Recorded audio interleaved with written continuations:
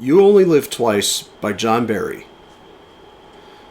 This is one of those scores that I didn't think much of when I was a kid, but as I grew older and developed an ear for music, I realized that this is truly one of the loveliest scores of the franchise.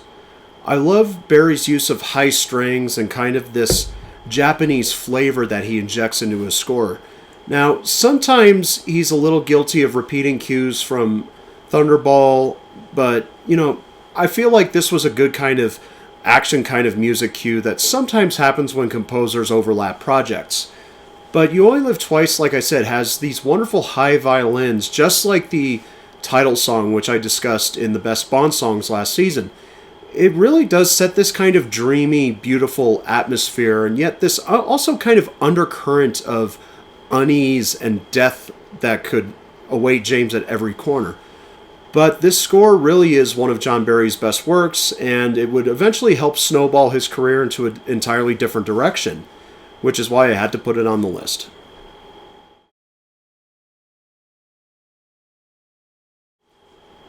Moonraker by John Barry. Moonraker has probably one of the most subdued scores in the entire franchise. I think that was simply because the setting for the big climactic scene was to be outer space, and it's about space travel, and therefore John Barry elected to use kind of a slower tempo to the music and almost kind of a romantic sense to it, because space in and of itself, while it is very scary, it's also quite romantic. The idea of it being the final frontier and all that. There is one scene of this movie, this one little section of score that justifies its place on the list, and that's when Holly and James launch Moonraker 6 into space, and we see the orbiter going into space. It does its yaws, it does its pitch, and then it comes to one beautiful shot with this exquisite music.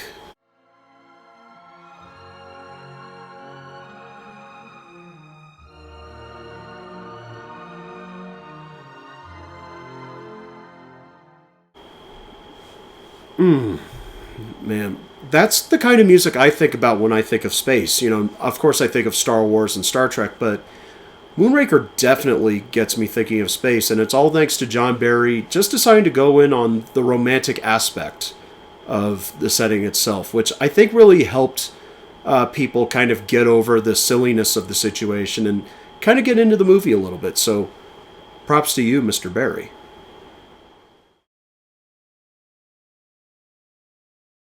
John Barry is back once again for his score for Thunderball. This is a score that treads very delicately on the line between being engaging, but also in danger of becoming boring. Because the large setting of this movie is underwater scenes, and as everybody knows, if you go to the waters, everything is very relaxing. When you go underwater, everything moves a little more slowly. And I think Barry does really capture that, and what I think makes that work is, again, kind of the little espionage feel to it all. Like when they're covering the Vulcan, which has sunk to the bottom with the net, it plays this kind of dramatic, kind of eerie theme of concealment, which is, I think, perfect for a spy film. And of course, when the underwater battle occurs, the action music takes on some familiar cues that Barry would actually use all the way till The Man with the Golden Gun. It's this particular cue. But what I love is that as soon as they get on the Disco Volante, and probably because he'd noticed that the film was sped up quite a bit during editing, he quickened the pace on that chord as well, so that we get this. I just think this is a really good, moody, atmospheric score, just like Moonraker. It leans into the romanticism of its subject, but I think it does a little bit better than the Moonraker because there's still some great excitement to it, unlike Moonraker, which is rather more stately. This is a good score that really elevates the film more than what it could have been. License to Kill by Michael Kamen. This was Michael Kamen's first time on the Bond series and his only time on the Bond series, but he brings his very unique signature to the affair.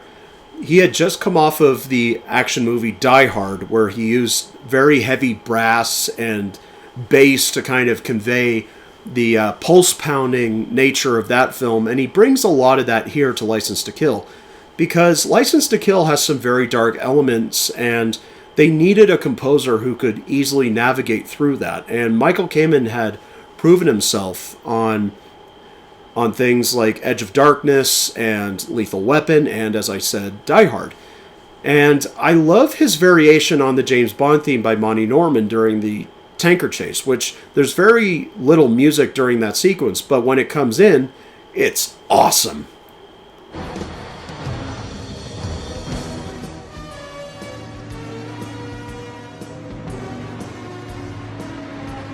Plus, I love the dramatic declamatory music that he uses for scenes involving Sanchez and his menace. It perfectly complements Robert Davi's performance, which I think earns the score its place on this list, because I just couldn't imagine not putting Michael Kamen on the list. He's a excellent composer, one of my absolute favorites, and I'm really glad that he was able to do at least one James Bond film in his lifetime. This is to you.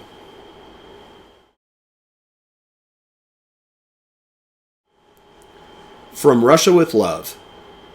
This is a case where they decided to dump Monty Norman for the rest of the score, because the score for Dr. No is actually pretty dreadful when you go back and listen to it. The only great thing about it was the James Bond theme, largely because of the orchestrations by John Barry and the orchestra. I think Cubby and Harry recognized that, and they decided to promote John Barry to full-on composer. They made an incredible choice, because right out of the gate, the score is moody. It's exciting. It's got loud brass. It's also got some very romantic strings for the scenes with Tanya and 007, and it's just a great example of giving a lesser-known composer a chance, and this really helped establish John Barry's career full blast.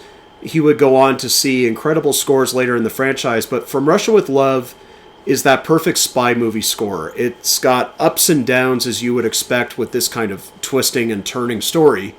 And while the song itself in the film may not be one of his best, it's still a very kind of good kind of ballad for the movie. Kind of sums up James and Tanya's relationship very well. So for the first score for a mainstay composer, excellent work.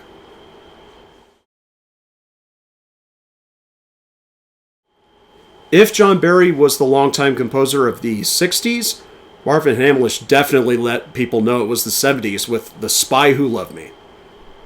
Right as the film gets started, we already get the sense that Marvin Hamlish is breathing fresh air into this franchise. John Barry couldn't return because of tax issues. However, Marvin Hamlish proved himself to be a very good replacement. He brought a timeless disco quality to it. And what I mean is that disco is very complex amongst casual listeners or even diehard fans of the genre. It could be very overpowering, but if it's done just enough, if you bring in just enough of the elements that makes disco unique, then you could actually make it very timeless. And I think that's what Marvin Hamlish brilliantly achieved here. Bond 77 is a really funky piece that sometimes I'll play if I'm in a bad mood or if I'm at work, if I just need to kind of pick myself up. It's on that playlist. And I do really enjoy his work, and it did result in one of the best songs of the franchise with Nobody Does It Better. And, I kind of find that very interesting because Hamlish was such a talent in both general underscoring of music throughout the film, and he was, well, everybody knows, a brilliant songsmith. And so I think that this is one of those cases where the breath of fresh air is spot on.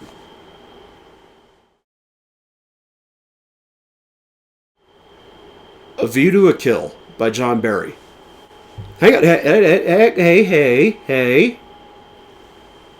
Let me explain.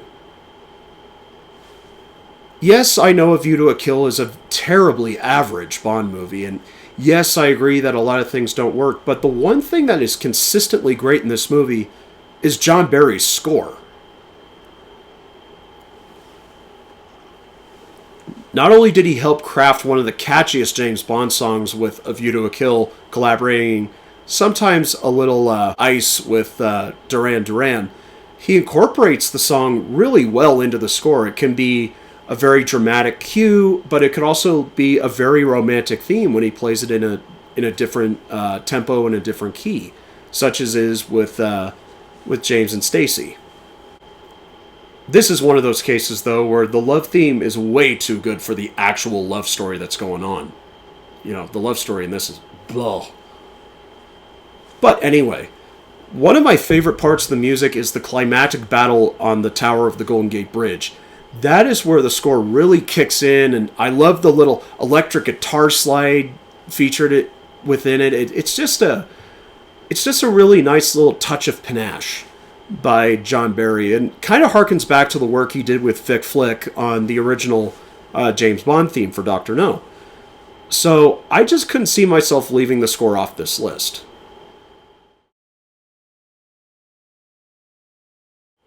On Her Majesty's Secret Service by John Barry. Starting to see a little bit of a pattern here with John Barry. Of course you would. On Her Majesty's Secret Service is one of the most unique scores in the James Bond canon, because he has to juggle a lot of things in this movie. He has to juggle the themes of, once again, espionage, undercover work, but also new for the territory, at least as far as the films were concerned, was romance of James Bond. There had been some quote-unquote romantic cues for all the other Bond girls, but this was the first time that Barry was challenged with writing a theme for an actual romance within the James Bond films. And the stuff he came up with was just wonderful. It really hits you in the heartstrings and tugs at him. And I love that he was able to channel that into a wonderful song, All the Time in the World, performed by Louis Armstrong, and the instrumentals of it playing during certain scenes of romance and bonding with James and Tracy really sell you on the fact that George and Diana Rigg seem to really be in love with each other, as the characters are supposed to be in the film. You know, it takes a great score, and a unique one can help elevate material. And since the material was already great, and Peter Hunt knew that, I think they let John Barry just take a chance with this and really mold it into something romantic and ultimately tragic. So, On Her Majesty's Secret Service is probably the best score he ever wrote. Or is it?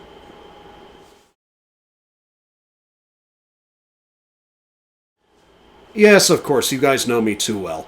Goldfinger by John Barry. Goldfinger, just like the song for the film, is such a classic of its genre. It's big, it's brassy, it's smooth, and it's classy, and it really is exciting. I still think that the Dawn Raid on Fort Knox is one of the most exciting tracks I've ever heard in this genre. You know, just the use of the big horns and the driving percussion really gives you a sense of the danger, considering Goldfinger is not a supervillain, but rather a private citizen committing a gigantic crime, but it sounds like it's the biggest crime of the century.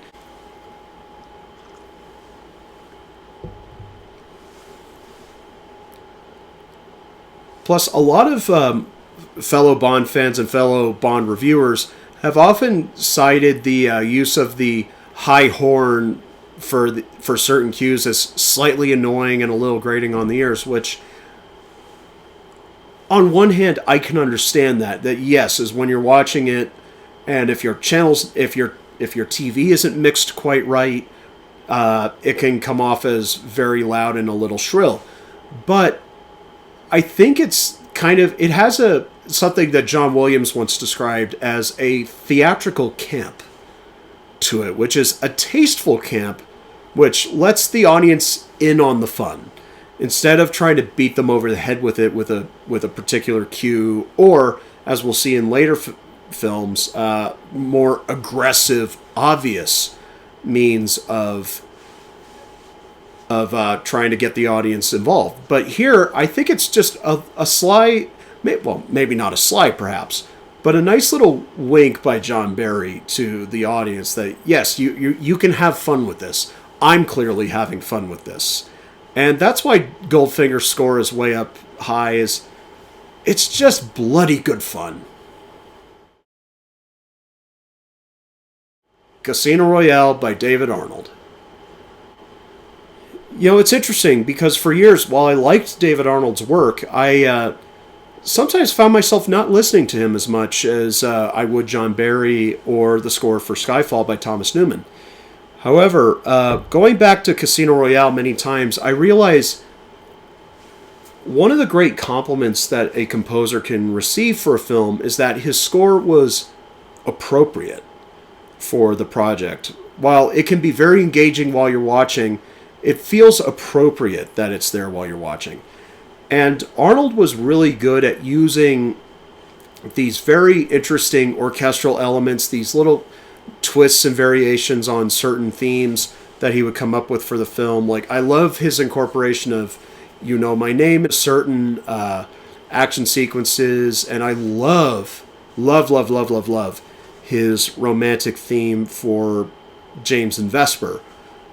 Because, again, it really sells the audience that these two really do care for each other, and just like in On Her Majesty's Secret Service, it very tragically sets James up for an enormous fall, which also leads to a beautiful moment of David writing some really emotionally moving and tragic music during that horrible moment when Vesper's trapped in the elevator and James can't get her out. It really does sell us on Daniel's performance and Eva's performance as well. And it all just comes together very beautifully, just as Casino Royale completely comes together perfectly. David Arnold's score, after all was said and done, is the cherry on top of this perfect cake of a movie. And you know, David never got the credit he deserved. Even when he was working on the films, he would write songs that often were pushed to the end credits or cut out for commercial reasons. He was never quite seen on the same level as John Barry. And I really regret that his last score for the franchise was Quantum of Solace, which was a nice score, but didn't help make the movie any better, in my opinion. So I just wanted to give David a little spot in the sunlight, you know, just to sing his praises, and Casino Royale was the greatest example of his work for me on the franchise as a whole. And so I will do my final toast for this video to Mr. David Arnold. You are certainly not forgotten by me, sir, and I hope you come back to Hollywood sometime, because I really miss your music.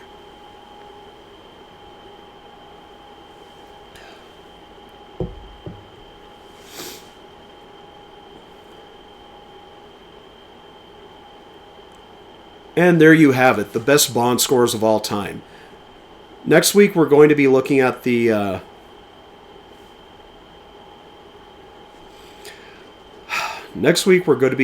worst James Bond films of all time. Well, I'm glad I listened to some good music to put me in a good mood to do that one, eh? Until then, I'm Jim Crowley of Jim and Parker's Excellent Podcast. Till next week.